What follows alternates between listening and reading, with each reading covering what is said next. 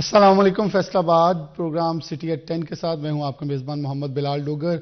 एक नई सुबह है, एक नया आगाज़ है और अल्लाह रब्बुल इज़्ज़त का शुक्रगुजार होना चाहिए कि हमें एक फिर से नया मौका मिला है ज़िंदगी को आगे लेके चलने का। अपने रहते हुए और जो काम काज या कोई अपनी चीज़ें जो गुज़िश्ता रोज़ रह गई हैं या उनको तकमील करना है, तो एक नए सफ़र के लिए, बल्कि मैं अमूमन अपने दोस्त अहबाब के अंदर भी ये कहता हूँ, तो एक नया दिन जो होता है, एक नया आगाज़ होता है, एक नई सुबह जो होती है, एक तयन करना होता है कि हम किस रास्ते पर किस तरफ दोबारा चलना है। अगर कहीं गुज़िश्ता रोज़ कहीं कमी पेशी रहेगी तो उसको हम ठीक करके आगे लेके चलेंगे। प्रोग्राम का हमारे का मकसद भी होता है ताकि दिन के आगाज़ के साथ आपके चेहरों के ऊपर खुशियाँ रानाइयाँ लेकर आएँ और साथ साथ शहर फैसलाबाद के अहम मसले, अहम चीज़ें जो हैं आपके सामने रखें, क्योंकि सिटी 41 आप सबकी आवाज़ है और शहर फैसलाबाद समेत डिवीज़न फैसलाबाद की हर लम्हा, हर खबर के ऊपर, उसके साथ साथ हर मौजू के ऊपर और हर किस्म की आपकी वो खुशी हो, गमी हो, किसी चीज़ भी हो, उसको लेकर प्रॉपर आगे चलते हैं। तो प्रोग्राम का बाकायदा तौर पर आगाज़ करते हैं। तो सबसे पहले प्रोग्राम में जैसे कि बाकायदा तौर पर एक दिन एक नेकी शामिल की जाती है, तो मुफ्ती अहमद अली हमारे साथ मौजूद हैं। मुफ्ती अहमद अली एक दिन एक नेकी के लिए उनकी तरफ बढ़ेंगे और देखते हैं कि आज वो हमारे साथ क्या शेयर कर रहे हैं।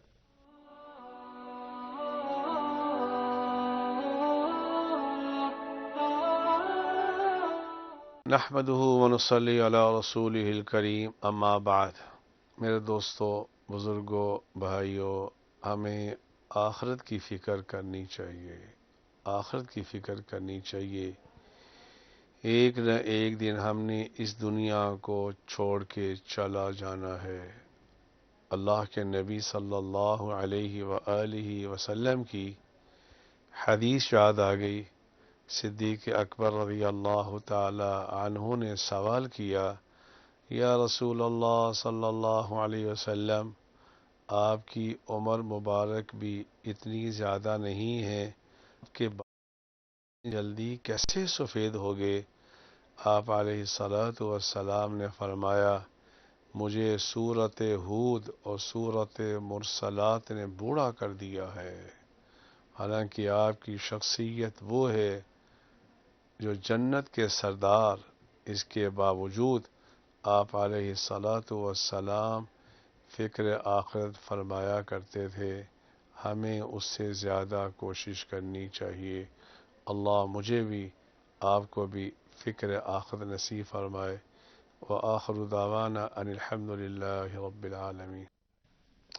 जी बिल्कुल, मुफ्ती अहमद अली हमारे साथ मौजूद थे। एक दिन एक नई एक नेकी जो हमारे साथ वो एक बहुत खूबसूरत के आखिरत, और बिलाशुबा इसमें कोई दो राय ही नहीं है, हमारा ईमान का हिस्सा है कि हमने क़यामत की तरफ, आखिरत की तरफ जाना है, जहाँ हमें अपना हिसाब जो है, जो दुनिया में हम ज़िंदगी गुजारें इसका देना होगा। तो उसके लिए तैयारी बहुत ज़रूरी है। ख़ासतौर पर जो हम ज़िंदगी गुजार रहे हैं, जो खा रहे हैं, जो पी रहे हैं, जो पहन रहे हैं, जो रवैये इख्तियार कर रहे हैं अपनों के साथ, दूसरों के साथ, उस सब का हिसाब जो देना होगा।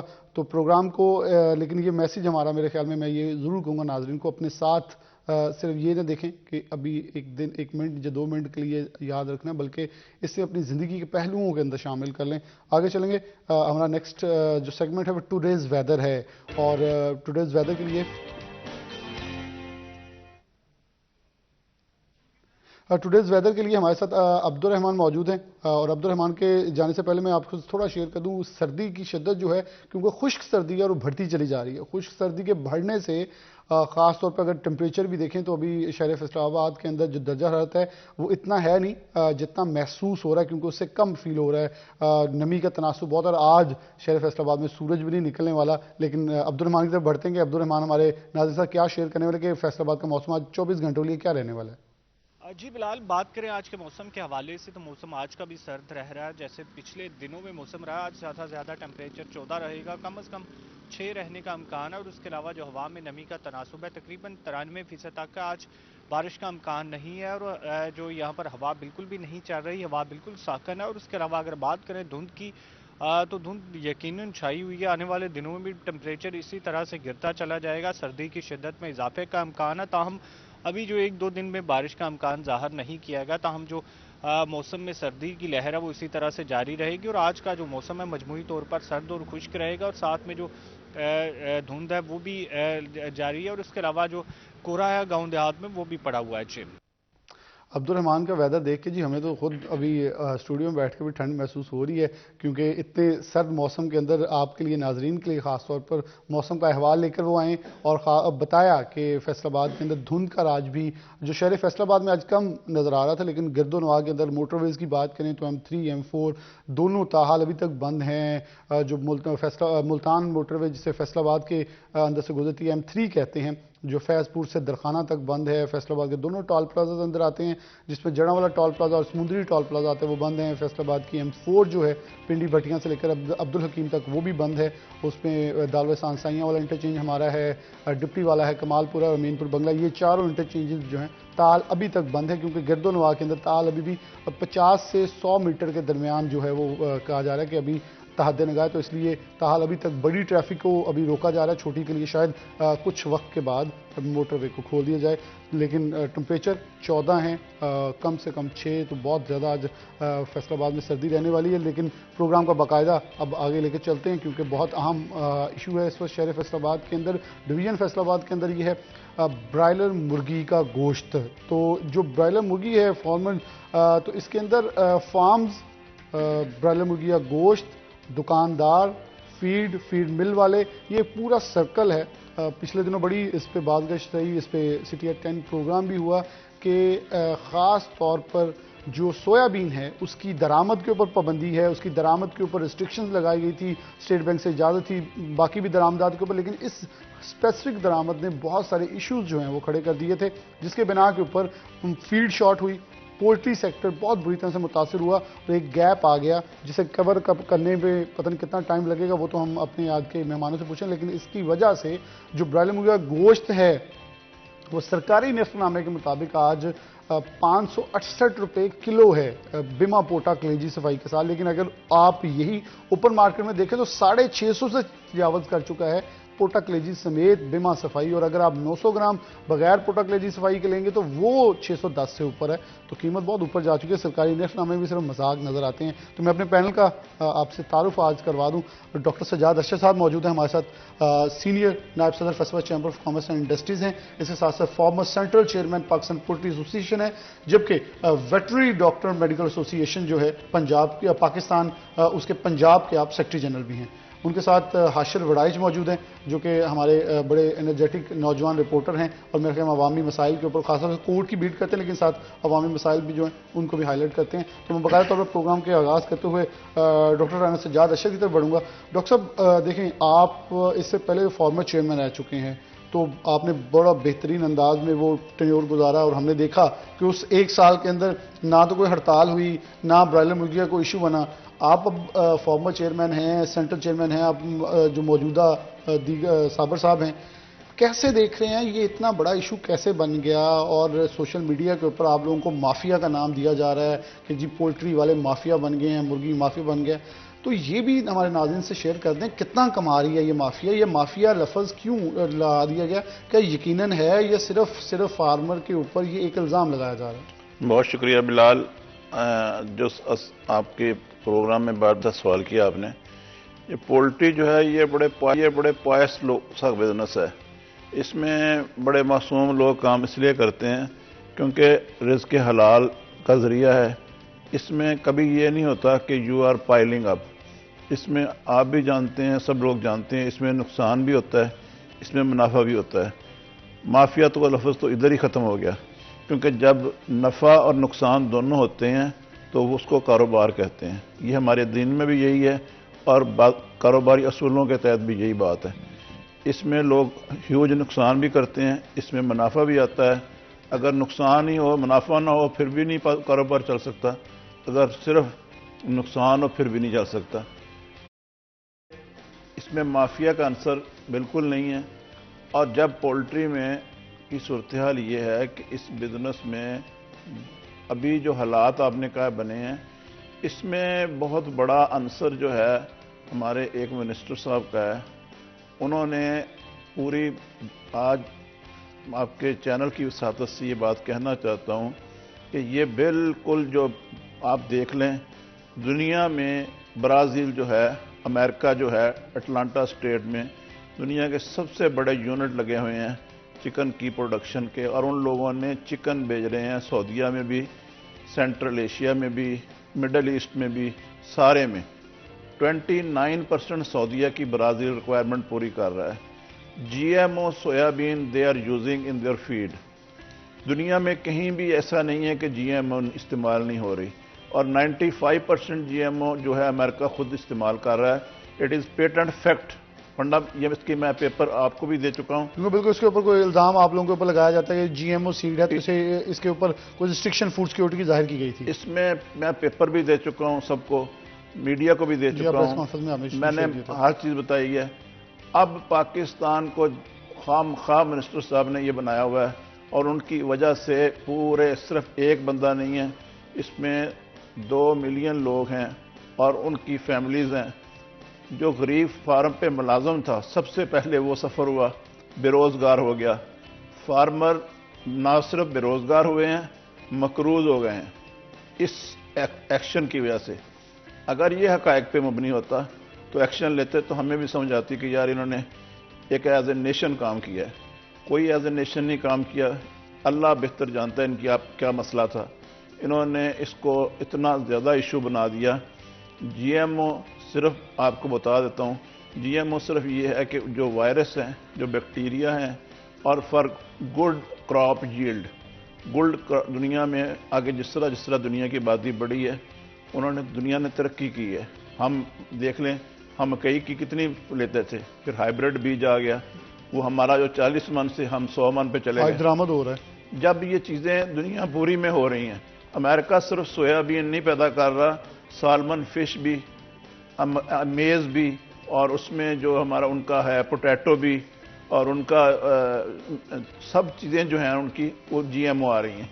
जब हर चीज़ जीएमओ है और उसका कोई नुकसान नहीं है, उन्होंने बाकायदा, आप समझते हैं कि जो लोग अपने मुल्क में 95% इस्तेमाल कर रहे हैं और वो इंसान के लिए मुज़र सेहत हो, तो अमेरिकन इस्तेमाल कर लेंगे। फूड सिक्योरिटी पे बहुत आगे वो दुनिया में बहुत आगे, हमने सोचा भी नहीं जहाँ पे वो पहुँचे हुए हैं। इसलिए खुदारा ये खेल बंद होना चाहिए, ये जो सिस्टम बना हुआ है पोल्ट्री को फौरी तौर पे। और अभी इतना नुकसान हो रहा है, इस नुकसान का जो हालात है, इंडस्ट्री कई साल नहीं अपने पाँव पे खड़ी हो सकती, यानी कि कई साल तक हमें ये भुगतना पड़ेगा। मैं डॉक्टर साहब आपकी तरफ वापस आऊँगा। हाशिर वड़ाइश हमारे साथ मौजूद, मैं थोड़ा अवामी रद्द-ए-अमल भी ले लूँगा। हाशिर, क्या अवामी रद्द-ए-अमल है? देखें, ये बड़ा क्लियर कट फैक्ट है कि आप किसी से पूछेंगे वो कहेगा दुकानदार चोर है, दुकानदार से पूछेंगे वो कहेगा फार्मर चोर है। लेकिन चोर इन तीनों में से कोई एक तो नहीं है। वो सब ये कहते हैं कि वो छुपा हुआ है, वो नज़र नहीं आता। और सोशल मीडिया पर लोग बैठ कर तनकीद करते हैं। क्या आपको लगता है वो तनकीद बजा है, या उस तनकीद का पॉजिटिव इफेक्ट हो रहा है या नेगेटिव होगा? सबसे पहले तो जिस तरह आपने बात की चोर की, तो अब एक फार्मर है या दुकानदार है, तो इसके पीछे भी अगर वो जो गोश्त है वो महंगा हुआ है, तो उसके पीछे भी रीज़न है। जिस तरह अभी डॉक्टर साहब ने बड़ी डिटेल से हमें बताया कि क्या वजूहात हैं, हम जदीद दौर की तरफ नहीं जा रहे, उसकी वजह से हमें मुश्किलात हो रही हैं, या सोयाबीन का इशू है। तो ये सारी वजूहात तो हमें डॉक्टर साहब ने बता दी जो मेन इसकी रीजंस हैं। लेकिन जिस तरह आपने बात की सोशल मीडिया की, तो यकीन करें पिछले दिनों से मैं देख रहा हूँ, आज भी सोशल मीडिया पर एक मुहिम जारी है जी, खुद को बदलोगे तो हालात बदलेंगे, जो गोश्त है उसका बाइकाट करें। अब ये गोश्त का जो लोग बाइकाट कर रहे हैं, जो नौजवान हैं, मेरी उम्र की हैं, मेरे से कुछ बड़े भी हैं, वो जो ये पोस्टें शेयर कर रहे हैं, ये मुहिम चला रहे हैं, इनमें से ज़्यादातर लोग ही वो हैं जो किसी इवेंट पे चले जाएं तो उनको पता ही नहीं चलता मटन बनाया गया या बीफ बनाया गया। ये बड़ी अच्छी तो वो लोग जो है वो यहाँ पर आकर मुहिम चला रहे हैं, उनको पता ही नहीं कि ये जो बिजनेस है, पोल्ट्री का बिजनेस है, इससे कितने लोग वाबस्ते हैं, उनको कितनी मुश्किलात होंगी। अभी और किसी ने मटन पे आज तक नहीं मुहिम चलाई हुई है, मटन का रेट ऊपर गया, पता भी नहीं होगा मैं रेट क्या है। हालांकि उस पर चलानी चाहिए थी, अगर बहुत ज्यादा महंगा होता है, जो पहुंच में उस पर ऊपर चलाएं ताकि वो वैसे खत्म हो जाए। बिल्कुल। अब देखें, आपने जिस तरह अभी डॉक्टर साहब ने बड़ी तफसील से बताया कि ये जो शोबा है पोल्ट्री का, इससे हजारों सैकड़ों लोग वाबस्ते हैं। इनमें से वो लोग भी वाबस्ते हैं जो सुबह काम पे आते हैं, रात को या शाम को अपनी 1000-1500 जो दिहाड़ी उनकी बनती है वो लेकर वापस घर चले जाते हैं, और जाकर जो वो बीवी बच्चों का जो पेट है वो पाल रहे हैं, पेट उनका भर रहे हैं। तो अब अगर हम इस तरह करेंगे, मुहिम चलाएंगे, तो इससे सबसे ज़्यादा जो नुकसान है वो तो गरीब आदमी का होगा, या जिसकी जो रोजाना की बुनियाद पर दिहाड़ी है वो मर रही है। जो फार्मर है उसके पास चलें कुछ ना कुछ बैकअप होगा, उसके पास कुछ ना कुछ पेमेंट पड़ी होगी, वो अपना जो गुजारा है वो कर लेगा। लेकिन इस कारोबार से वो बचता जो एक बंदा जिसकी 700-800 हज़ार रुपया दिहाड़ी है, उसका काम बंद है। और सिर्फ अगर ये सोशल मीडिया की वजह से हम इसे को जिम्मेदार अगर ठहराएं तो उसका जिम्मेदार क्या है? क्या ये सोशल मीडिया वाले जो हैं उसको जाके खाना खिला देंगे? अच्छा, ये मैंने क्वेश्चन आपसे दनिस्ता पूछा था क्योंकि इसका लिंक अब डॉक्टर साहब से मैंने करना है। डॉक्टर साहब, मैंने ये आपको कथा कलाम करके उधर से जानबूझ के क्वेश्चन पूछा है कि मैं अगला क्वेश्चन लिंक कर सकूं। अगला क्वेश्चन ये है कि अब मैं एक दुकानदार के पास गया, उसने कहा मैंने 2.5 लाख का माल लिया लेकिन 5 लाख कैश दिया है।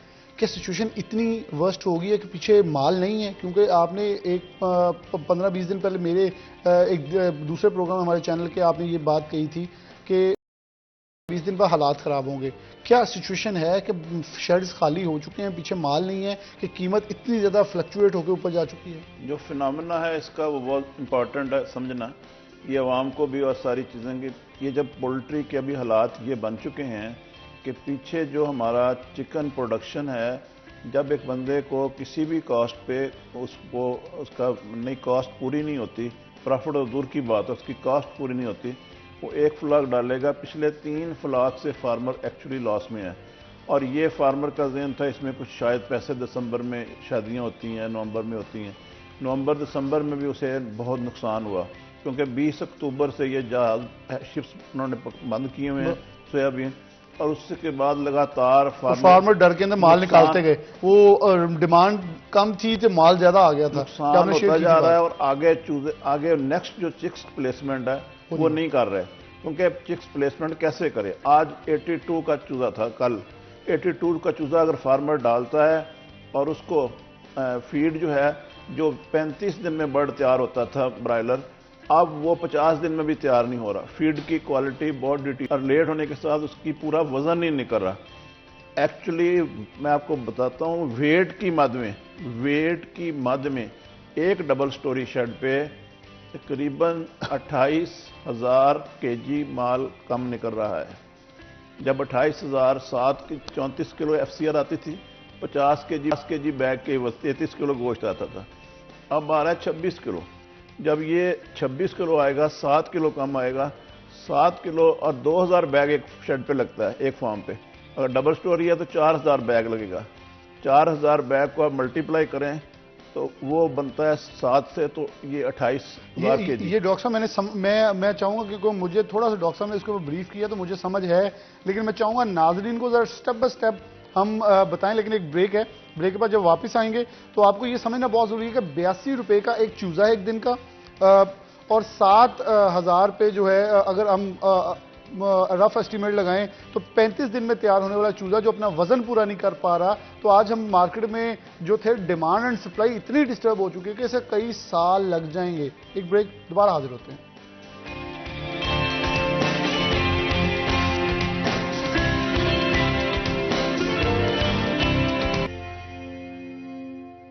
वेलकम बैक नाज़रीन, दोबारा से प्रोग्राम के अंदर खुशामदीद कहते हैं।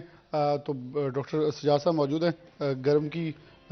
गर्म चाय की चुस्कियों के साथ डॉक्टर साहब ब्रायलर मुर्गी के ऊपर बात हमारी जारी है। तो कैसे देखते हैं कि ये अगर 82 रुपए का एक दिन का चूजा पड़ेगा, 35 दिन के अंदर तैयार होने वाला फ्लॉक जो है वो बर्ड नहीं रेडी होगा, वो अगर उसकी कॉस्ट ऑफ प्रोडक्शन जो आपने बताई है वो 28,000 तक का वजन आपने बताया था कि 30,000 फ्लॉक एक शेड में डलता है, अगर ऊपर नीचे तो 60,000 डल जाता है, तो ये तो फिर पूरा सिस्टम डिस्टर्ब हो जाएगा। कितने साल लगेंगे? क्योंकि आम आदमी को ये जरूर समझा दें कि कॉस्ट ऑफ प्रोडक्शन एक बर्ड की फी किलो की थोड़ी सी आइडेंटिफाई करवा दें ताकि आवाम को ये पता चल जाए, और खास तौर पर सोशल मीडिया वालों को, कि क्या फार्मर को 100 का पड़ रहा है जो वो माफिया बन गया है, या उसे कितना महंगा पड़ा है कि वो अभी भी ब्रेक इवन पे है या नहीं है? इस वक्त जो सूरत हाल है, जो मौजूदा सूरत हाल है, ये एक फार्म पे 30,000 है, तो डबल स्टोरी शेड से कम शेड कम ही है, वो 60,000 बर्ड है एक शेड में।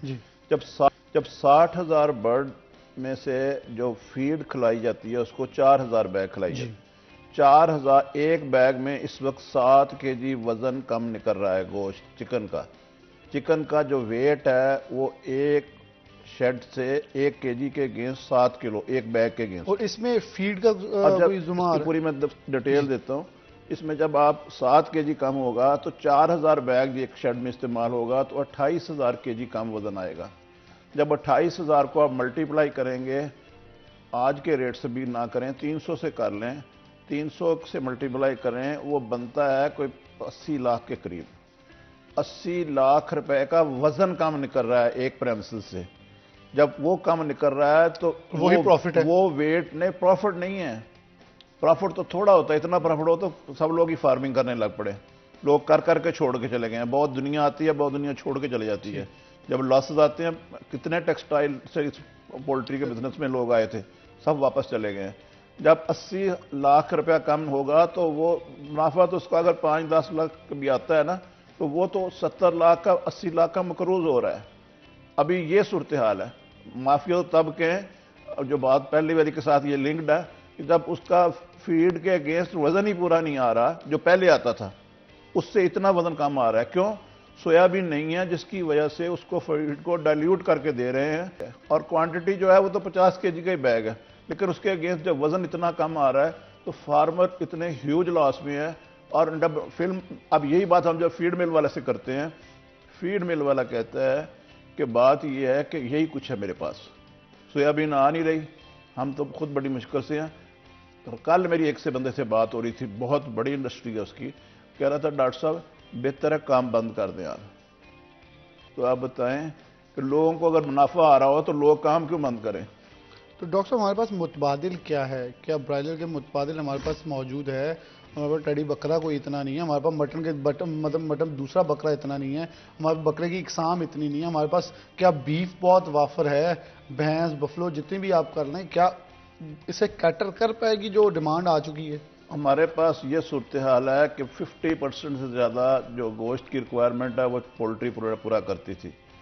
ये बकरा आप खुद ही अंदाज़ा कर लें कि ये 5000 से कम पे नहीं जाएगा, फिर भी अवेलेबल नहीं होगा, फिर भी अवेलेबल 5000 क्रॉस कर जाएगा ये, फिर भी अवेलेबल नहीं होगा। अगर यही सूरत हाल रही, ये सूरत हाल को गंभीर कर रहे हैं और इसमें definitely demand and supply disturb करेगी। जब इधर आएगा लोग, अब देखें 650 का अगर चिकन जो है वो दस्तयाब होगा तो इतने का तो बीफ भी मिल रहा है, तो अगर वो बीफ के ऊपर जब डिमांड बढ़ेगी तो वो क्रॉस कर जाएगा। जब बीफ से उठेगा मटन के ऊपर प्रेशर जाएगा तो वो भी इंक्रीज करेगा, यानी कि चिकन इनडायरेक्ट हिट कर देगा सबको। चिकन इसको सिर्फ नहीं करेगा, चिकन के साथ और अंडे के साथ आपकी बेकरी खत्म हो जाएगी। बेकरी सारी इसी के साथ चलती है।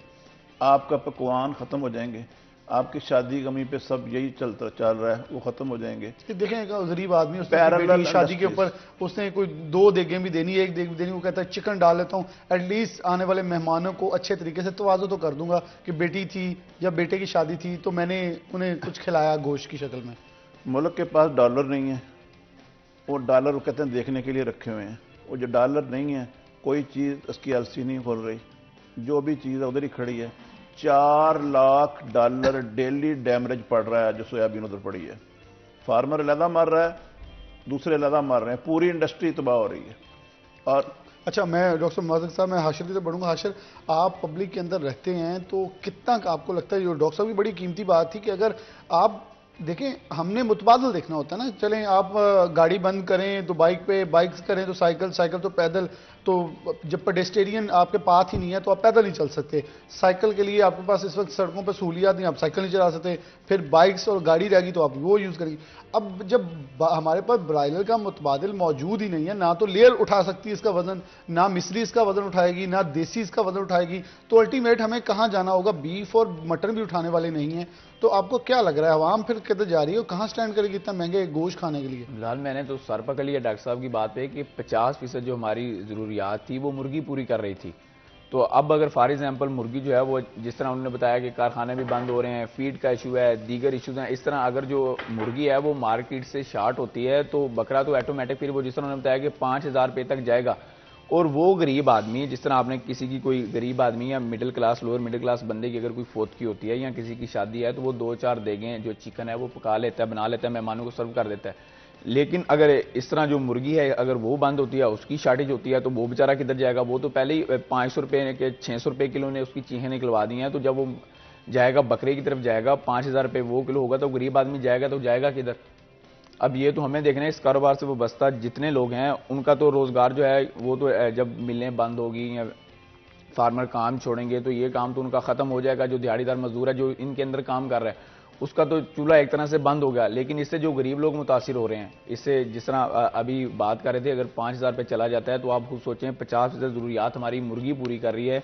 जब मुर्गी नहीं होगी तो हमारी गोश्त की जो ज़रूरियात हैं वो कैसे पूरी होंगी, और इसके जिम्मेदार कौन होगा? और हमें सस्ता प्रोटीन तो नहीं अब कहना चाहिए मेरे ख्याल में, ये तो बहुत महंगा हो गया। बिल्कुल, लेकिन बात फिर वही, मैं दोबारा आऊँगा सोशल अच्छा, मीडिया। एक और हाशिद बात ऐड कर लें, जो डॉक्टर साहब ने बात की कॉस्ट ऑफ प्रोडक्शन की। देखें, एक आम आदमी की बेसिक यहाँ प्रॉब्लम ही ये है कि तनख्वाह नहीं बढ़ रही, चीज़ों की जो कॉस्ट ऑफ प्रोडक्शन है वो बढ़ के ऊपर जा चुकी है, लेकिन आम आदमी की बेसिक सैलरी वहीं मौजूद है। तो जब बेसिक सैलरी वहाँ मौजूद होगी तो उसकी जो है रिक्वायरमेंट ये होती है। हम ब्रेक से वापस आकर इसके ऊपर ज़रूर बात करेंगे, क्योंकि एक बेसिक एक आम आदमी से हम आम आदमी कह देते हैं, रहने वाला, जैसे मिडिल क्लास है, नीचे वाली क्लास कहते हैं, तो उसके अंदर ख़ास तौर पे जब हम जाएंगे तो उसके लिए क्या होता है, उसने ब्रायलर मुर्गी का गोश्त खाना है, या ज़्यादा हुआ तो कुछ किसी और की तरफ चलेगा। सब्ज़ी देखें तो आजकल प्याज जो है वो 250 को क्रॉस कर गया ओपन मार्केट के अंदर, और हर चीज़। अब ये देखें कि प्याज के साथ हमारे केले की फसल बहुत तबाह हुई थी, और केला 150 रुपये दर्जन से ऊपर जा चुका है, यानी कि आम आदमी के खाने वाली हर सस्ती चीज़ बहुत महंगी हो चुकी है। और साल नौ के आगाज़ के साथ कल भी एक दिन एक जगह एक ब्रेक से जाने वाले एक नुक्ता सिर्फ रखूंगा नाज़रीन के सामने, कि एक चीज़ कोई डिस्कस कर रहा था कि महंगाई बढ़े इशू नहीं होता, साथ जो बेरोज़गारी बढ़ी है ये सबसे बड़ा मसला है। एक ब्रेक, दोबारा हाजिर होते हैं।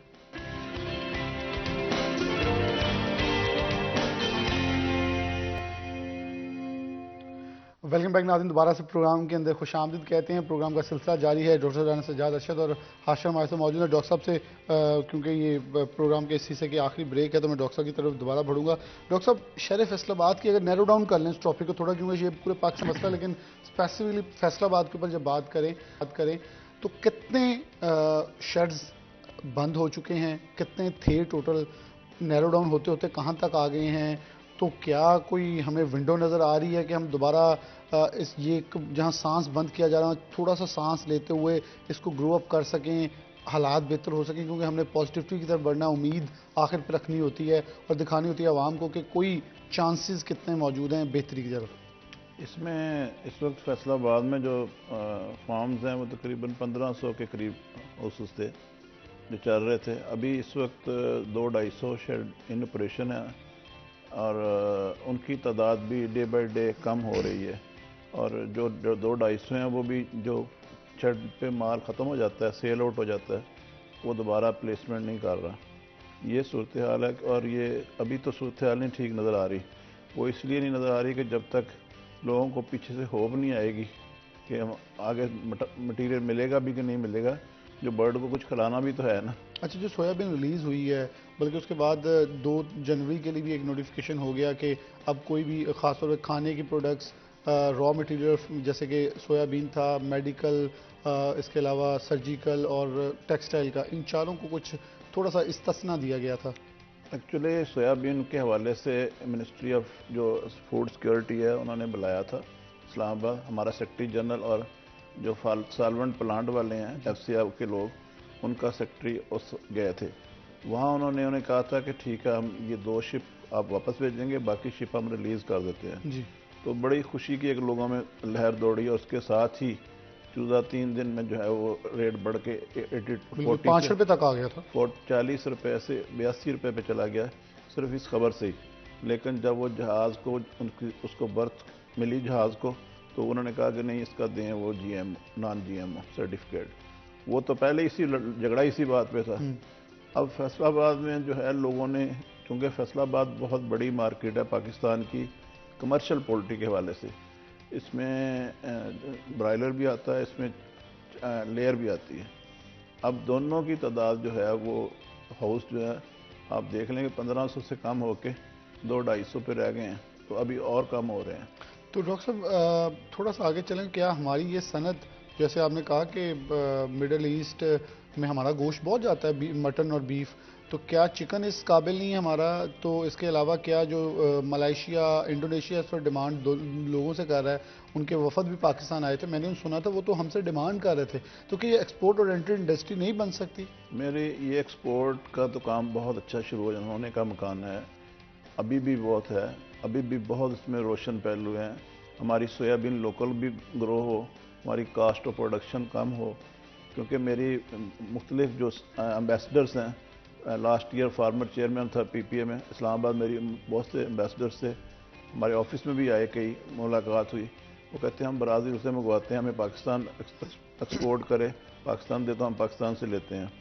इवन के हमारे ये जो पाकिस्तान की कंपनियां से भरोसे हैं, K&M है, मेन्यू है, ये इन्होंने सऊदी अरेबिया में शुरू भी किया। अच्छा। चिकन भी भेजना और जो हमारे हैचिंग एग्स हैं वो भी भेज रहे थे। और हमारा काफ़ी काम, अब कई साल इतनी वो लड़खड़ाहट पैदा हो गई है इंडस्ट्री में कि अब वो कई साल उसको दोबारा अपने रीबोर्न करने में लगेंगे। अगर आज भी ठीक कर दें इसको कि ठीक है यार आपको इजाज़त है आप मंगवाएं सोयाबीन, लेकिन इसके साथ साथ बहुत काम हो रहा है। हमने ओपन ऑफर की है तमाम आपके प्रोग्राम की सादत से तमाम जरी जो हमारे लोग ज़मीनों का काम करते हैं कि जितनी भी आप सोयाबीन प्रोड्यूस करेंगे पाकिस्तान में, जिस तरह मकई है उसका 90% यूज़र हम हैं। बिल्कुल। इसी वक्त इसी तरह जितनी सोयाबीन प्रोड्यूस होगी पोल्ट्री इंडस्ट्री उसको उठा लेगी। और वो बड़े अच्छे मार्जिन भी उन्हें दिया है कि अगर उन्हें 150 रुपये कास्ट आती है तो हम उसको 250 रुपये में उठा लेंगे। अच्छा। तो उन्हें मार्जिन भी अच्छा है ज़मींदार को, वो बड़ा फ्रूटफुल है। पाकिस्तान की अभी पोल्ट्री के इस बहरान की वजह से आपकी आने वाली मकई की फसल इतनी ज़्यादा मुतासर होगी, आप उस मकई को कहाँ देंगे? अगर पोल्ट्री नहीं यूज़ करेगी तो कौन खाएगा उसको? ये बड़ा इंपॉर्टेंट पॉइंट है हाशिर। मेरे ख्याल में मैं इसके ऊपर हम जरूर करेंगे कि देखें आप भी ज़राअत को थोड़ा जानते हैं, आपका बैकग्राउंड भी है, मेरा अपना भी बैकग्राउंड ज़राअत से मुंसलिक है।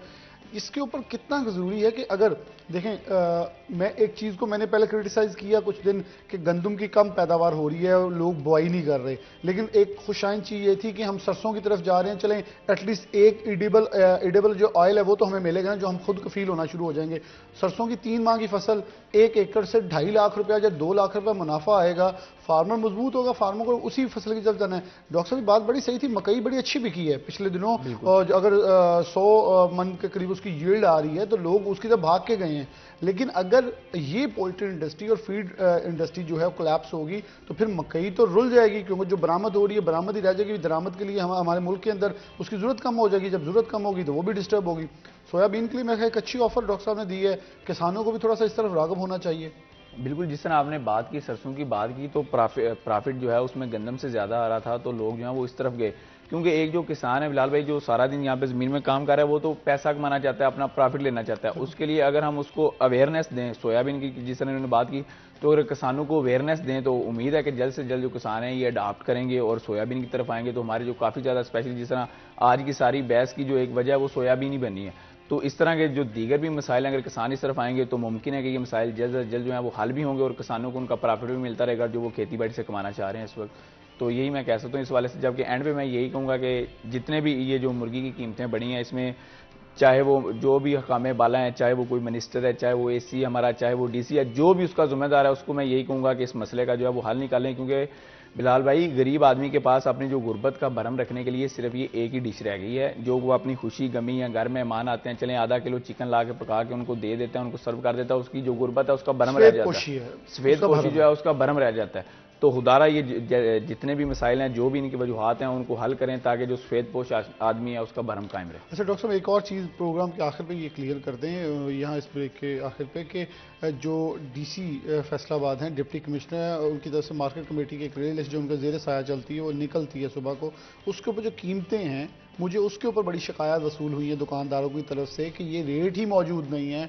कशनामा 576 रुपये किलो था, वो कह रहा है मुझे 610 रुपये दुकान पे कॉस्ट आ रही, 608 रुपये, मैं कैसे बेचूं 576 रुपये? इसके अंदर क्या डिफरेंस है? कौन नहीं कर रहा, या ये जो इंतज़ामिया है अपने आप को बचाने के लिए, अच्छा दिखाने के लिए, आवाम को धोखे में रखने के लिए, दुकानदार और आवाम की लड़ाई हो रही है दुकानों के ऊपर, लेकिन लिस्टें गलत हैं।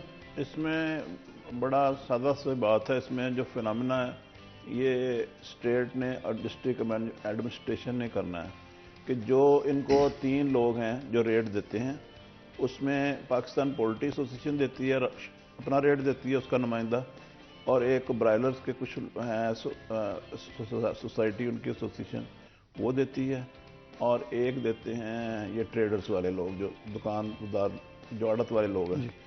ये डीसी का जो नुमाइंदा है उधर जाता है डीसी ऑफिस, और उधर से जो डिस्ट्रिक्ट मैनेजमेंट है वो जो मिनिमम रेट होते हैं जिसका उसको वो फॉलो करते हुए वो रेट लिस्ट जारी कर देते हैं।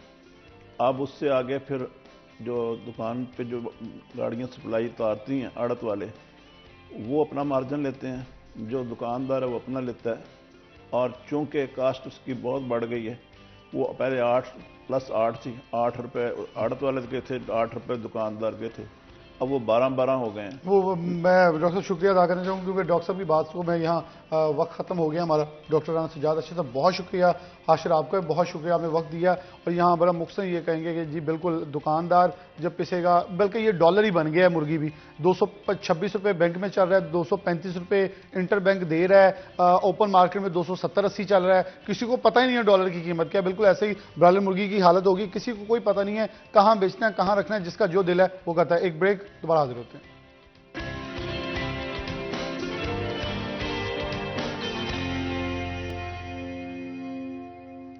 वेलकम बैक नाज़रीन, दोबारा से प्रोग्राम के अंदर खुशामदीद कहते हैं।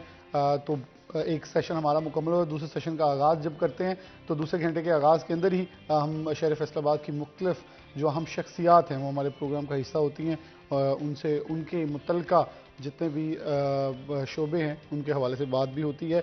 तो आज मैं अपने तारुफ करवा दूँ, जो मेहमान हमें अभी ज्वाइन किया उन्होंने, तो मियाँ अनवारुल हक हैं, एडवोकेट हैं, और ख़ास तौर पर फैसलाबाद डिस्ट्रिक्ट बार एसोसिएशन 2023 और 24 का जो इलेक्शन है सदारत का, उसके लिए उम्मीदवार भी हैं। मियाँ साहब बहुत शुक्रिया वक्त देने के लिए। मियाँ साहब कैसे देखते हैं, अगर बात करें डिस्ट्रिक्ट बार एसोसिएशन फैसलाबाद, तो वॉल्यूम बहुत बड़ा है, लेकिन अनफॉर्चुनेटली कहीं ना कहीं इग्नोर भी रह जाते हैं। और जब भी बात हो डिस्ट्रिक्ट फैसलाबाद की, एक बहुत बड़ी वॉल्यूम के साथ नंबर ऑफ एडवोकेट्स हैं यहाँ जो रिप्रेजेंटेशन करते हैं, जो लॉ के लिए इंसाफ के लिए हर दरवाजे पे दस्तक देते हैं, और बड़े बड़े फैसले, बड़े बड़े केसेस, बड़े बड़े जुडिशरी के अंदर, बड़े बड़े वकला के अंदर नाम शहर फैसलाबाद से गए हैं।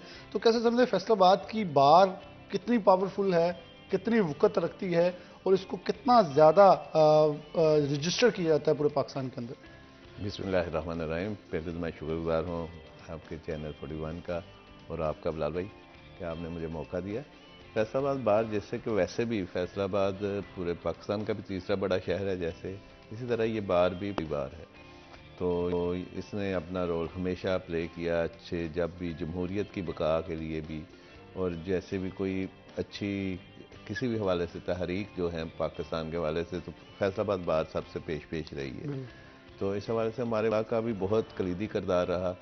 हम रूल ऑफ लॉ के लिए लड़ रहे हैं, और इंशाअल्लाह ताला बहुत अच्छी उम्मीदें हैं हमें कि हम इंशाअल्लाह कानून की हुक्मरानी का जो एक ख्वाब है हमारा, वो इंशाअल्लाह शर्मिंदा तबीर होगा। हमारे यहाँ से बहुत अच्छे हमारे भाई वकला जो कि पेश होते हैं यहाँ के सिविल कोर्ट्स में, फिर सेशन कोर्ट्स में, उसके बाद हाई कोर्ट्स में जाना पड़ता है लाहौर, तो इन सब में भी अपना कलीदी किरदार अदा कर रहे हैं। तो अब हुजम भी माशाल्लाह 5000 से ज़्यादा हमारा वकला भाई इधर अब प्रैक्टिस कर रहे हैं, तो अल्हम्दुलिल्लाह बहुत मुस्बत रोल है पाकिस्तान के। एक बड़ा गुड इनिशिएटिव देखें तो आपके इलेक्शंस भी गुज़िश्ता 1 साल पहले और इस साल भी बायोमेट्रिक पे हो रहे हैं, मतलब एक मुनफरिद और एक आपने डिजिटलाइज वे मुतारिफ किया कि पढ़े लिखे लोग हैं तो पढ़ी लिखी चीज़ हम दे रहे हैं आपको। जी अल्हम्दुलिल्लाह, ये पिछले साल से नहीं बल्कि ये 4-5 साल से हमारे हो रहा है, सिर्फ एक साल आ गया। हाँ, 1 साल उसमें ज़रा खला आ गया था, अदरवाइज़ ये हमारे माशाल्लाह बड़े अच्छे और स्मूथली चल रहे हैं। और सबसे खूबसूरती की बात यह है कि जमहूरियत अगर पाकिस्तान में किसी भी जगह है तो वो वकला के हमारे अदारों में है, कि कुछ भी हो, आंधी हो, तूफ़ान हो, मुल्क में आमरीत हो, जमहूरियत हो, लूली लंगड़ी जमहूरियत हो, अच्छी जमहूरियत हो, सब्ज़ इनकलाब हो, सुरख इनकलाब, लेकिन ये हमारे टाइम पे इंशाअल्लाह हमारे, और हम अपने नुमाइंदों का चुनाव करते हैं उसी तरह, उसी रूटीन। एक दिन भी हमारी कोशिश होती है कि हमारे इलेक्शन आगे ना जाए, अल्हम्दुलिल्लाह। और फिर एक दूसरे को बर्दाश्त करते हैं, इलेक्शन पे हम एक दूसरे के मद्दे मुकाबले होते हैं, इलेक्शन डे पे शाम को जब फैसला हो जाता है तो एक दूसरे को हार पहनाते हैं, मिठाइयाँ खिलाते हैं, और फिर अपने कामों में लग जाते हैं। अच्छा, इसका तकद्दुस बड़ा है मियाँ साहब, क्योंकि कायद मोहम्मद जनाब बानी पाकिस्तान जो हैं वो ख़ुद वकील थे, नामवर वकील थे। जब पाकिस्तान आते हैं तो उनकी खिदमात हमारे लिए नाकाबिले फरामोश हैं। आप कैसे समझते इस काले कोट को, अगर थोड़ा सा बयान करें तो इसकी तारीफ क्या बनती है? जो हमेशा से बोला जाता है काले कोटों वाले, तो क्या है ये काले कोटों वाले?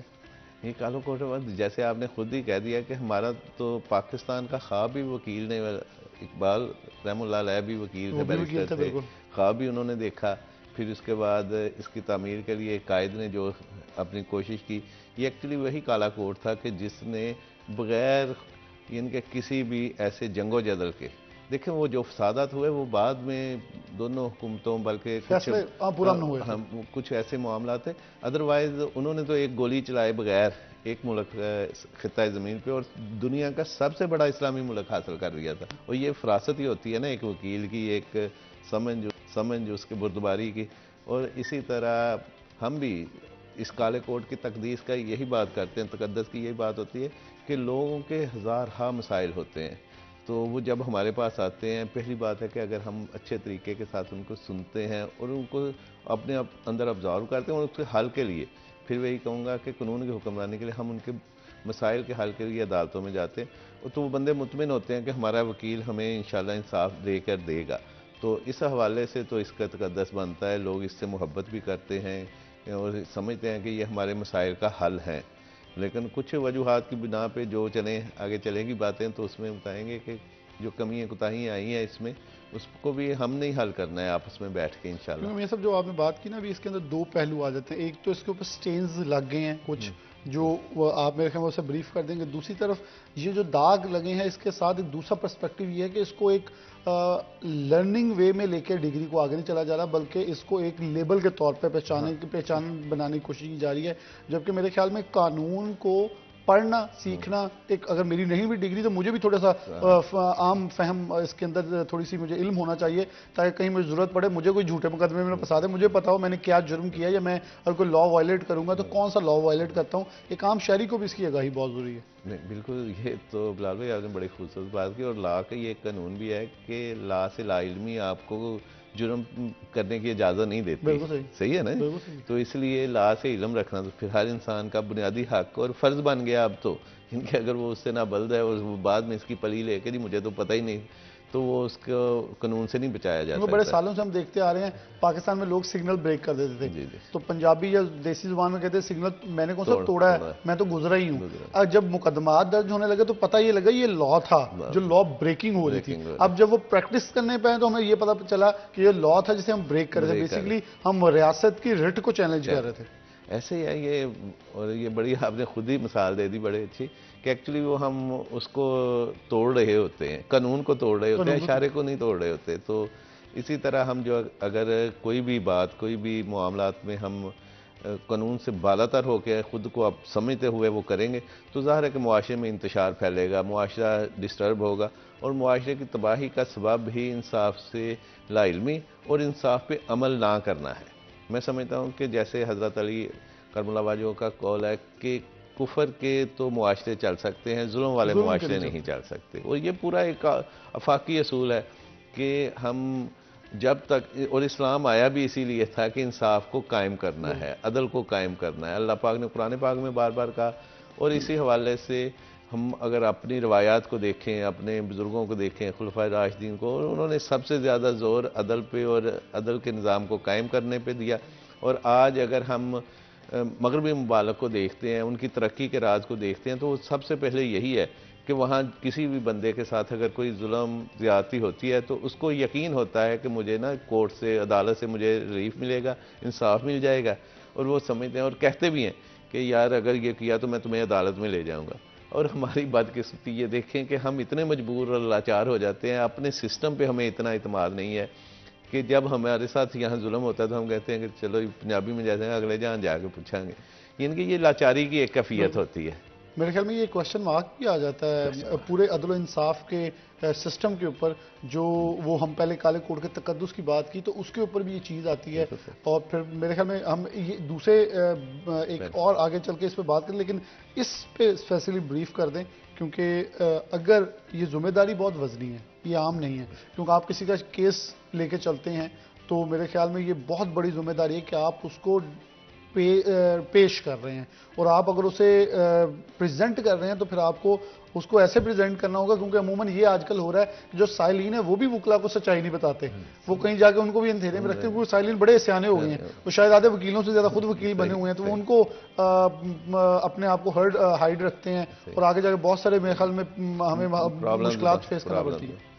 नहीं, ये आपकी बात बिल्कुल ठीक है। दरअसल देखें, फिर दरअसल अल्लाह का खूबसूरत नाम है वकील, अल वकील ना जी, तो वो कारसाज है इसका मतलब।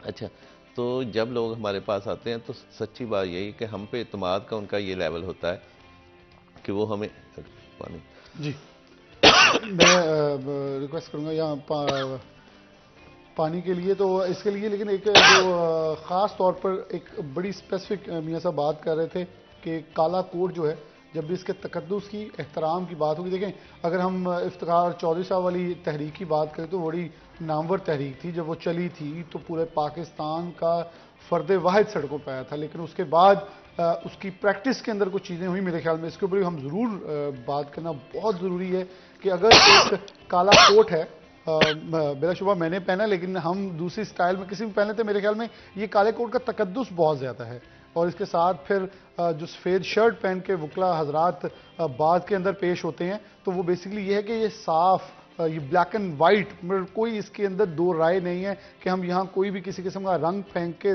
इसे रंग आलूद कर देंगे या इसे गंदा कर देंगे, बल्कि इसे साफ सुथरा और बिल्कुल ऐसे ही इंसाफ मिलेगा जैसे चाहिए। एक ब्रेक लेंगे, ब्रेक के बाद दोबारा हाजिर होते हैं, मियां साहब हमारे साथ ही मौजूद है।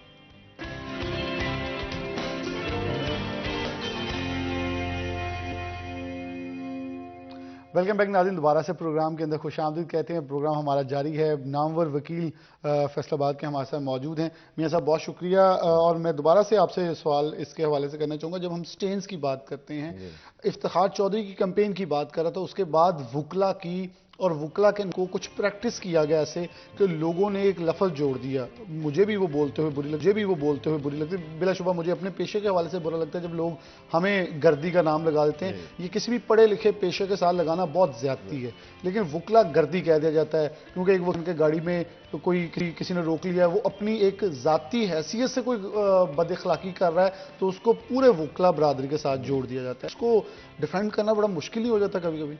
नहीं, ये ठीक है आपकी बात। अच्छा, एक तो मैं आपका पहला सवाल भी मेरे से पेंडिंग है कि वो अल वकील, मैंने कहा कि कारसाज लापाक होता है, तो हमारे पास लोग जब आते हैं ना जी, तो मैं बता रहा था कि लोगों का इत्मीद हम पे इतना ज़्यादा होता है, बात अब जो मर्जी हो, लेकिन देखेंगे वो सगे भाई बहन एक दूसरे को सादा कागज़ पे साइन करके नहीं देते और हमें वो साइन करके दे जाते हैं। अब ये हम पे फ़र्ज़ होता है कि हम उनके उन तमाम मामलात को सिक्रेसी भी रखें और उसके अलावा उनके जितने भी मामलात हैं उसके तहफ़्फ़ुज़ के हम ज़िम्मेदार बन जाते हैं। तो अल्हम्दुलिल्लाह उसके लिए कोशिशें काविशें ज़्यादातर वकला तो अल्हम्दुलिल्लाह करते हैं और अपना और जवानी में बूढ़े हो जाते हैं। सच्ची बात यही है कि लोगों की परेशानियों को अपने सर पे लेके ना कुछ थोड़ी सी रकम के एवज तो उनकी परेशानी अपनी भी होती है, लेकिन उससे ज़्यादा उनकी दूसरों की फिक्र होती है। देखिए, मुझे याद है कि मतलब मैंने अगर स्टडी पूरी कर ली है तो मैं रात को बैठ के नहीं पढ़ूंगा, मैं अपने प्रोग्राम के लिए तैयारी करूंगा ऑफिस के अंदर, लेकिन वकील रात को लालटेन के नीचे बैठा या एक लैंप के नीचे बैठा भी पढ़ा होता है। वो एक सफ़र है कि मैंने सुबह को इसको डिफेंड करना है, डिफेंस कैसे मैं पेश करूंगा अपने वकील, और दूसरा कहेगा मैं अपने जो साइल है उसको कैसे प्रेजेंट करना है। ये देखें, आपने खुद ही मेरे सवाल का भी आपके सवाल में जवाब माशाल्लाह बिल्कुल ठीक है।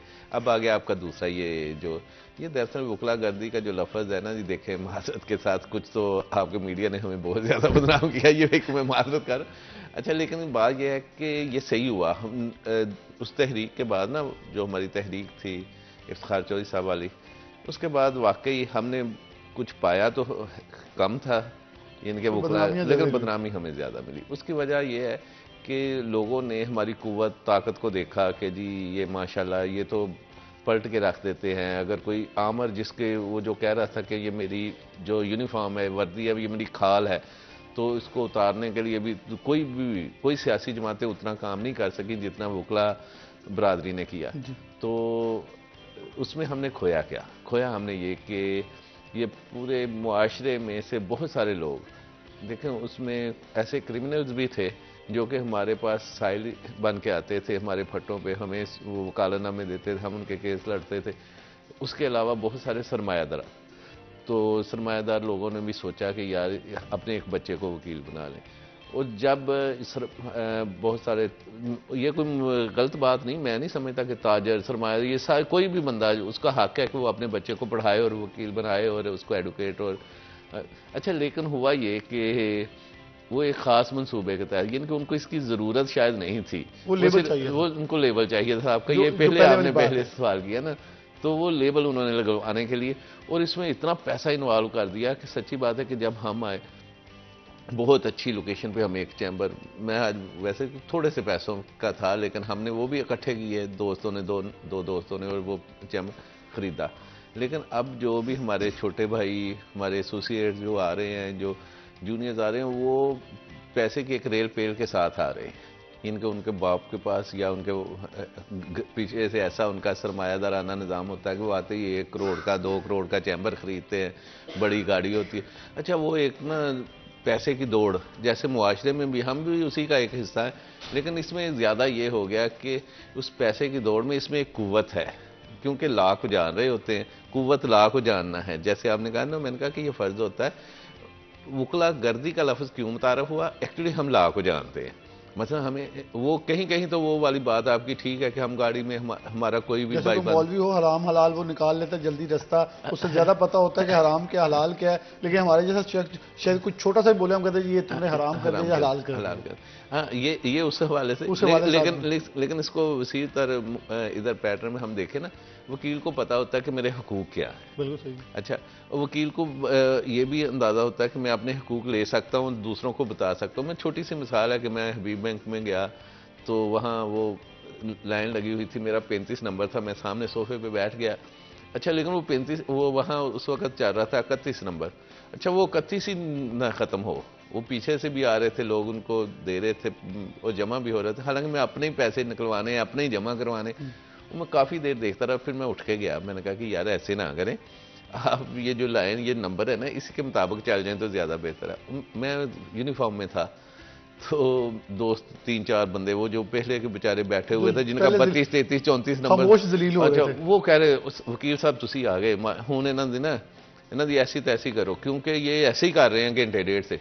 मैंने कहा भाई, मैंने अगर यहाँ कुछ कह दिया तो आप ही सब ने मेरे खिलाफ हो जाना है। सच्ची बात है कि उस वक्त भी मैंने अपने इस काले कोट और टाई के, और जो आपने कहा कि सफ़ेद शर्ट तो हमारी अलामत है कि यहाँ हम दाग नहीं बर्दाश्त कर सकते। आप देखिए, लेकिन इसके अंदर आपने एक और पैगाम दे दिया कि काला कोट पहनकर आप कहीं खड़े हैं तो आपकी ये भी जिम्मेदारी है कि मुआशरे की बिगाड़ को आप मुस्बत अंदाज में ठीक करें। और मेरे ख्याल में ईमान का दर्जा भी है कि जुबान से दूसरे दर्जे पे हम गलत को गलत तो कह दें, दूसरा कुछ हमें कोई तबाह तो नहीं कर देगा। बिल्कुल सही, और ये हमें कहना चाहिए। और वकील की ये खूबी समझे, खामी समझे, मुआशरे में ये ज़्यादातर ना मसलन जो बातें होती हैं वो वकील के इस इल्म की वजह से होती हैं कि वो समझ रहा होता है कि ये ज़्यादती कर रहे हैं। मसलन पुलिस वाले अगर किसी को पैसे ले रहे हैं नुक्कड़ पे, वो वकील को भी रोके, वो तो वहाँ लड़ेगा, वो तो कहेगा कि यार ये क्या कर रहे हो आप, तो उनकी वायलेशन आप खुद कर रहे हो, तो वो उसको एक और नाम दे दिया जाएगा। वो बाज़ार में अगर किसी से अपनी रसीद मांगता है कि यार अच्छा रसीद दे दो, वो दुकानदार क्योंकि वो कर रहा होता है मामलात को अपनी, कि उसने 2 हिसाब किताब रखे होते हैं टैक्स के हवाले से। यानी कि इस तरह मैं समझ रहा हूँ कि मुआशरे का ये इन्हतात है हमारा, हम मुआशरे का एक हिस्सा हैं। लेकिन मैं समझता हूँ कि वकला में फिर भी ज़्यादातर पॉजिटिव लोग हैं। मैं क्योंकि अब भी आते, अच्छा ये जो आपने हराम हलाल वाली कही, सच्ची बात है, मैंने वकला को देखा है, मैं उनका नुमाइंदा हूँ, मैं 22 साल से वकालत कर रहा हूँ। हम तो किसी वकील को थोड़ा सा बता देना कि यार ये बंदा कमज़ोर है, तो वो बेचारा डर जाता है, थोड़ी फीस ले लेता है। और देखें कौन बंदा है, बड़े मुफ्त केसेस करते हैं, बड़े केसेस को वकला प्रेजेंट। अच्छा, अब ऐसा माहौल पूरे, जबकि एक पैसे के पीछे सारा कोई दुकानदार, कोई भी मामला, वो 1 रुपया नहीं छोड़ता। लेकिन हमारे साथ क्या होता है, बड़ी मज़े की बातें हमारे साथ होती हैं कि हमारे साथ फ़ीस 30,000 रुपया तय हो गई, लेकिन वो हमें 3,000 रुपये या 5,000 रुपया दे के चला जाता है। ऐसे ही है ना। अच्छा, ये वो हकीकी बातें हैं कि वो बाद में कहता है कि जी सर जी बस अगली की है ना तारीख पे दे जाऊँगा, तो वो हम जाहिर है कि हमारे भी मामलात होते हैं, हमारे बीवी बच्चे हैं, हमने बच्चों की फीस देनी, तारीख रह जाती है कि चलो अगली तारीख पे दोगे तो फिर मैं पेश हो जाऊंगा, पेश आ जाऊँ। अच्छा, वो फिर अगर अच्छा वकील साहब अगली तारीख पे या जब उनका फैसला भी होने वाला होता है तो फिर भी फीस हमारी उनकी तरफ पेंडिंग होती है। तो बिलाल भाई बड़ी मजे की बात, उस वक्त भी हमारा यही होता है, अगर हम कह दें कि यार फीस तो ले आओ ताकि हम पेश हो जाएं, तो इसको भी हमारे लिए वो बड़ा समझता है कि यार ये बड़ा इसका गुरूर है, बड़ा तकब्बर है, वो ये कैसा हमारी मजबूरी को नहीं देख रहा। लेकिन हमारी मजबूरी को भी नहीं देख रहे होते कि बाजार में किसी बंदे से आप कपड़ा खरीदने चले जाएं, दवाएं खरीदने चले जाएं, कोई चीज़ भी खरीदें, वो उस वक्त तक आप दुकान से बाहर नहीं निकलते जब तक उसे पूरे पैसे नहीं दे देते।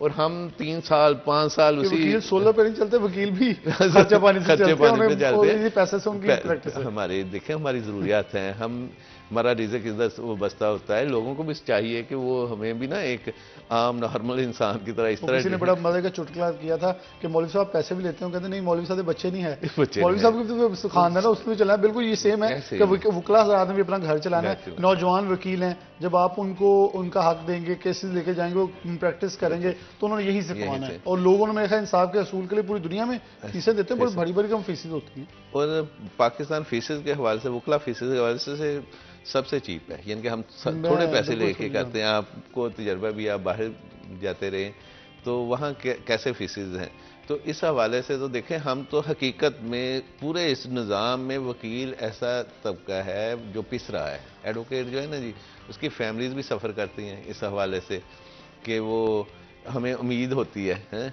अच्छा, दूसरा जब नौजवान आते हैं तो बेचारे देखें, पहले उन्होंने, अब तो एफए के बाद 5 साल हो गया, एफएससी के बाद, पहले बीए के बाद भी, यानी कि तकरीबन वो देखें ज़िंदगी के ना 20-25 साल पढ़ाई में गुजार के आते हैं।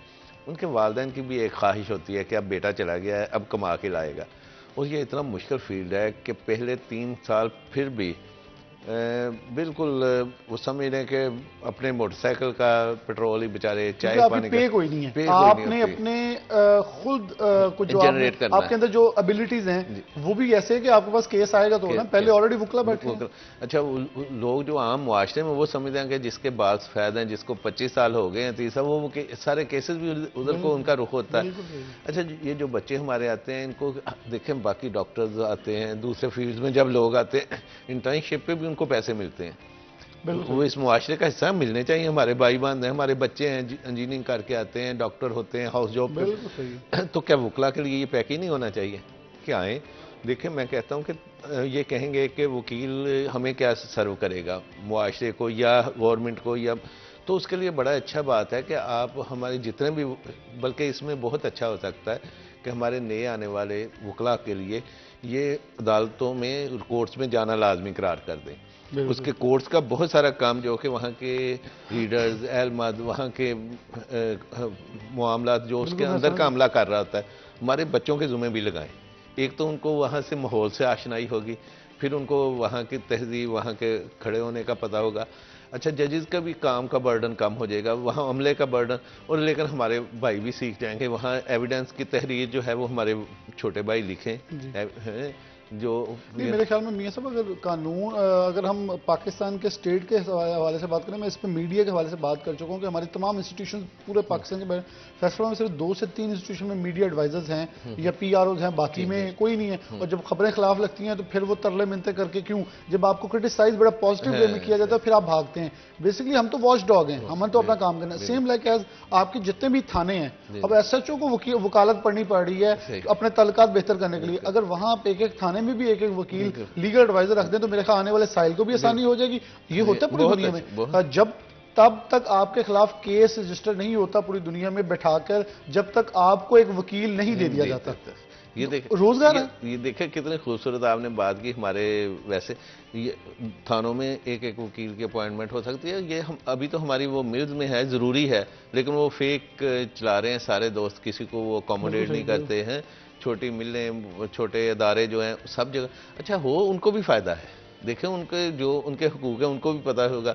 अच्छा, वो पैसा देना दूसरे ना लोगों को, मुख्तलिफ महकमा जात को, वो आसान समझते हैं, एक वकील को पैसा देना उनके लिए मुश्किल है। अच्छा, ये सर्विसेज के हवाले से मुल्क में ये शायद पूरे हमारे शायद साइकी बन गई है। हम सोचते हैं इसने किया क्या है, भाई उसने क्या करना है, उसने कौन सा मुंह से आग निकालनी है, उसने पढ़ा लिखा है, उसने यही काम करना है ना कि आपके जो हकूक़ हैं उसकी हिफाजत करनी है। तो आप अगर उसको एक अच्छी हैंडसम सी अमाउंट देंगे तो वो इंशाल्लाह आपके साथ रहेगा। अच्छा, फिर वहाँ से बच्चे सीख जाएंगे, बच्चे अपना अगर करना चाहेंगे जॉब छोड़ के अपना काम भी कर सकते हैं, लेकिन जितनी देर उनको जॉब अपना नहीं उनका चाहता, इस तरह मुख्तलिफ अदारों में अगर वो एडजस्ट हो सकें, अदालतों में, कोर्ट्स में, और सब जगह ये हमारे बच्चे ये हमारे ही हैं ना जी, तो इंशाल्लाह फिर वो सच्ची बात है दिहाड़ी के चक्कर में नहीं रहेंगे। और फिर उनको रोकेंगे ना तो उनको ये टेंशन नहीं होगी मुझे बदतमीजी करनी है, जब बद इखलाकी करनी है, वो भी थोड़ा सब्र तमल, क्योंकि पता है मैं भी इस शहर के अंदर, इस पाकिस्तान के अंदर अपना किरदार अदा कर रहा हूँ, लेकिन जब वो बेरोजगार फिर रहा होगा तो टेंशन का शिकार होगा। और देखें हमने खुद ही वो उस दिन भी आपके बात हो रही थी कि इकबाल ने कहा ना कि मौत से बदतर है बेयकीनी। हम बेयकीनी की सूरत हाल पूरे मुल्क में पैदा की हुई है, बच्चों को भी अपने मुस्तकबिल के हवाले से कुछ नज़र नहीं आ रहा। तो जब तक हम उनको एक होप उम्मीद नहीं देंगे, उसके लिए कोई बेहतर हम मामलात को नहीं सोचेंगे, तो ज़ाहिर है कि इंतशार तो होगा, फिर मुश्किल तो होगी। तो इंशाअल्लाह आप सब हम मिलकर अगर कोशिश करें, एक उम्मीद दिलाएं, और ज़ाहिर है कि अल्लाह पाक तो इसको बहुत पसंद करता है कि हम वक़्त उसके साथ तवक्कल के साथ, उस उम्मीद के साथ बंदा ज़िंदगी गुजारे हैं, तो अल्हम्दुलिल्लाह बहुत अच्छी चेंज हो सकती है। अच्छा, नए आने वाले बच्चों में टैलेंट बहुत है अल्हम्दुलिल्लाह। आपके साथ पूरी दुनिया में वो एक इनकलाब बर्पा कर दिया है। डिजिटल दौर है, लोग बड़े अपग्रेड हो रहे हैं, बड़ी तेजी से आगे फॉरवर्ड हो रहे हैं। इसके ऊपर बड़े हमें गौर करना होगा कि डिजिटल दौर के अंदर हम देखें तो टिकटॉक के ऊपर मुख्तलिफ मिसकंसेप्शन फैला दी जाती हैं कानूनी हवाले से। मेरे ख्याल में हमारे वकला नौजवानों को भी थोड़ा सा डिजिटलाइज होना की ज़रूरत है कि वो अपने आप को बेसिकली एक बड़े अच्छे रजिस्टर्ड पेज बनाएं यूट्यूब या दीगर, ताकि वो अपने आप को लोगों को बता सकें कि कानून के लिए क्या क्या है। देखें, अर्निंग है, अर्निंग का एक वे है, हम यहाँ से कमा सकते हैं। आप अपनी लीगल फॉर्म बहुत सारी डिजिटल रजिस्टर हो रही हैं बड़ी बड़ी, लेकिन नौजवानों को मेरे ख्याल में ज़्यादा इस तरफ आने की ज़रूरत है, ताकि बहुत सारे लोग इस वक्त सोशल मीडिया पे हैं, अप्रोच करते हैं, चाहते हैं कि हमें कोई लीगल एडवाइजर मिल जाए, वहाँ से भी रब्ते हो सकते हैं। बिल्कुल। अच्छा, उधर से भी इन सब बातों को ना देखें, एक तो ये हमारी वकला की तो जिम्मेदारी है, लेकिन इसके साथ हमारा जुडिशरी की बहुत बड़ी जिम्मेदारी बनती है। देखें, ये हम पैरेलल हैं, जैसे मियाँ बीवी का कहा जाता है, इसी तरह बार और बेंच का बार और बेंच का भी कहा जाता है। अच्छा, हम बड़े अदब व एहतराम के साथ मैं ये बात करूँगा क्योंकि उनको खैर मेरे भाई हैं जजेस हैं और जुडिशरी, उसको ये बात अच्छी भी नहीं लगती जब हम 127वां नंबर कहते हैं, लेकिन ये हकीकत है। जब तक हम मानेंगे नहीं हकीकत को, हम बेहतरी की तरफ नहीं जाएंगे। सच्ची मैं कहता हूँ कि जो बंदा जहाँ जिस भी जगह पे तनकीद होगी वहाँ मुस्बत पहलू, ये मैं मुस्बत पहलू के हवाले से बात कर रहा हूँ, उन बातों कि देखें बहुत सारे अच्छे हाँ वो नहीं चाहते होंगे, देखें उनकी इज्जत पे हरफ आ रहा है, लेकिन उसको बेहतर किसी और ने नहीं करना। उसके अंदर मियां साहब बहुत सारी चीजें ऐसी हैं कि बेफजूल केसेस की भरमार, रिट पे रिट जो कुछ दिहाड़ीदार या पेशावर हैं वो लगा देते हैं। अच्छा, मलबा या तो वकला पे डल जाता है या जुडिशरी पे डल जाता है, और वो दोनों नहीं चाहते कि हमारी पोजीशन ये हो। अच्छा, लेकिन फिर मैं कहूँगा कि उनको ना जुडिशरी को फिर इस पर अपने रिफॉर्म्स करनी चाहिए बेहतर। देखें, इससे बड़ी बदकिस्मती क्या हो सकती है कि हमारे चीफ जस्टिस साहब वहाँ एक पूरे मजमा में, जजेस के मजमा में, लोगों के मजमा में पूछें कि आपको जुडिशरी के सिस्टम पे किस किस बंदे को एतमाद हो, तो एक हाथ भी खड़ा ना हो। ये अभी हुआ है ना हमारे रिसेंटली 2 हफ्ते 3 हफ्ते पहले। देखें, मैं फिर ये कहूँगा कि ये मैं बड़े प्यार के साथ कहता हूँ कि इसको बदलना, जैसे मैं वकला के हवाले से कहता हूँ कि उनको बदलना या उस बच्चों को या अपने आप को बदलना, ये हमारा काम है, किसी ने बाहर से आके नहीं करना। मतलब ये ताजरों का काम नहीं है, ये चैम्बर ऑफ कॉमर्स का काम नहीं है, ये किसी मजदूरों की तंजीम का काम नहीं कि वो वकला को बदले। वकला ने खुद को खुद बदलना, इसी तरह सिस्टम को भी जजेस ने खुद बदलना और बेहतरी की तरफ लेके आना है। तो मेरी उनसे भी ये रिक्वेस्ट है कि वो इस तरह के इधर उधर के कामों की बजाय, अगर देखें पहले भी बहुत सारे अच्छे जजेस हैं जिनके एक एक लफ्ज बोलता है, मोतियों की तरह परोया होता है, और इंसाफ के लोग देखते हैं। यहाँ वक्त एक ब्रेक का हो रहा है, ब्रेक के बाद वापस आएंगे तो खास तौर पर शहर फैसलाबाद डिस्ट्रिक्ट बार एसोसिएशन की स्पेसिफिक टॉपिक के ऊपर फिर बात होगी, क्योंकि सदारत के इलेक्शन है, सेक्रेटरी के और दीगर सीटों के इलेक्शन हो रहे हैं, गहमा गहमी अरूज पे है, एक हफ्ता बाकी रह गया, तो नेक्स्ट सैटरडे इलेक्शन है, तो उस हवाले से बात करेंगे। एक ब्रेक लेके दोबारा हाजिर होते हैं।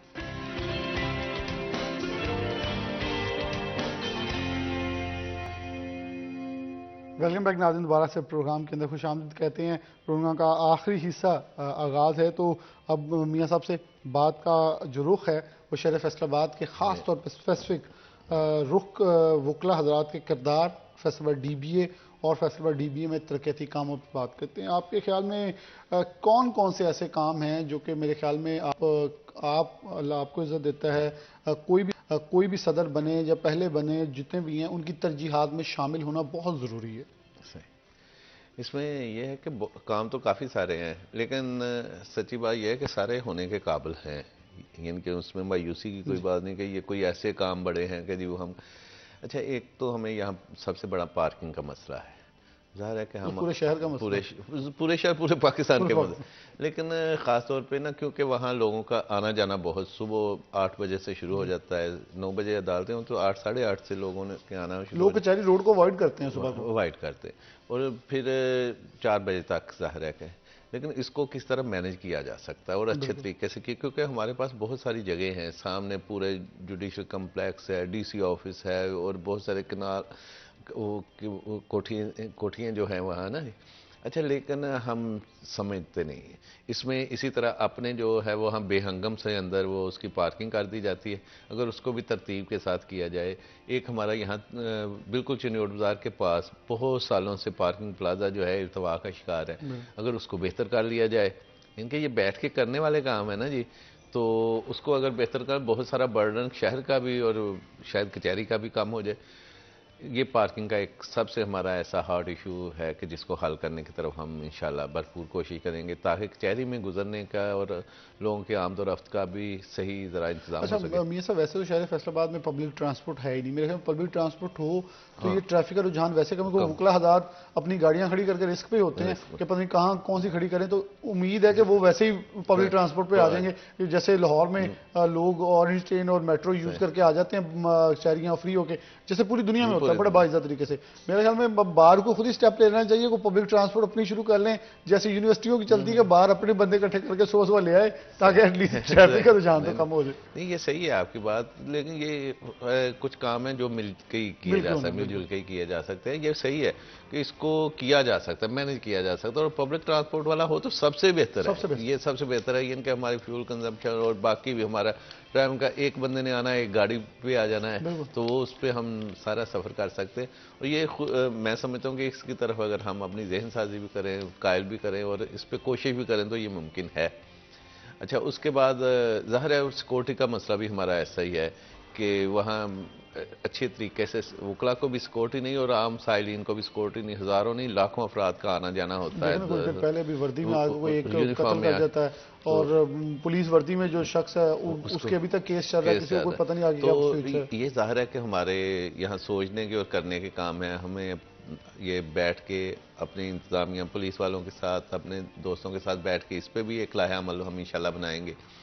इसी तरह जैसे मैंने कहा डीसी साहब से मिलके इसको पार्किंग के हवाले से भी हम गुफ्तगू ज़रूर और बेहतर तरीके से इंशाल्लाह हल करने की कोशिश करेंगे। सफाई का मसला है, और देखें उसके लिए तो हमने एक वैसे कोशिश की इस बार ना कि एक हाँ जी, अपने इनफरादी तौर पे हमने कोशिश की कि यार हम अपने प्लाज़ों की सफाई करवाएं। अल्हम्दुलिल्लाह बहुत सारे हो चुकी है, एक आध प्लाजे की रह गई, बाकी अल्हम्दुलिल्लाह हमने वो इनिशिएटिव लिया, लेकिन वो ये था सिर्फ अपने एक ज़ाती। अब इंशाल्लाह अगर वसाइल हुए तो फिर ये हर महीने की बुनियाद पे अच्छी मुकम्मल सफाई। मेरे ख्याल में ये तो वैसे देखें कचहरी के वकला जो हैं वो हर तरीके से टैक्स देते हैं और वहाँ आने वाले साइलेंट टैक्स देते हैं। ये तो FWMC को जिम्मेदारी होनी चाहिए कि एक पूरी टीम वहाँ डिप्लॉय हो जो सुबह आने से वकला के आने से पहले हर चीज़ क्लीन करे।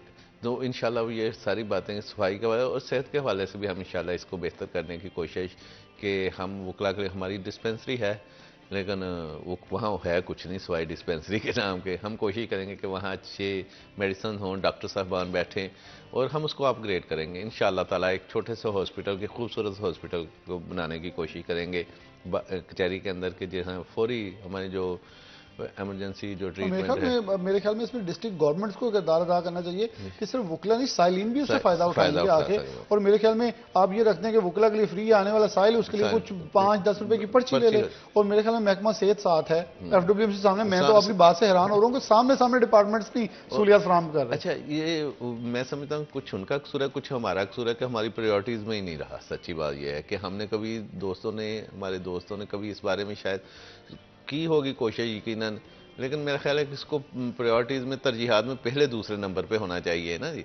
तो इंशाल्लाह ये मसले मसाइल हैं। मैंने कहा था कि मसाइल हैं लेकिन वो हल होने के काबिल हैं। बिल्कुल, ये तो बड़े बड़े माइनर से एक लेटर पे और मतलब ये इतना तो वजन वैसे होता है कि अब जाए तो सीईओ कहेगा चले जी मैं मेरी तरफ से आप एक टोकन रख लें। बिल्कुल ऐसे ये देखें कि ऐसे ये और फिर हमारा है कि बार बेंच का तल्लक है, तो उसको तो उसमें तो ब्रिज का किरदार हमने ही करना होता है ना। सदर सेक्रेटरी बार इंतजामिया जो उसने उनके अपने सेशन जज साहब के साथ मीटिंग करके छोटे मसाइल हैं, हमें वकला जो आते हैं वो ज़ाहिर है उनके स्टे का होता है, बेल का होता है, जिसको फौरी रिलीफ हम कहते हैं, तो वो वकला को अगर वो दें फौरी तौर पे तो वकला का भी एक रोज़गार का भी सिलसिला चलता है। उसके सिलसिले में कि अगली बार पे वो उस पर गौर व फिक्र करके उस पर अपना जो असल फैसला हो रहा है उस पर वो कर दें अपना फैसला। तो एक चीज़ और यहाँ ऐड कर लें क्योंकि वक्त शॉर्ट है, तो मैं इससे हाई कोर्ट बेंच नून लीग वाले जाते हैं, राना सनाउल्लाह साहब कहते हैं काम हो गया, यही सीएम थे अब पीएम है, शहबाज साहब,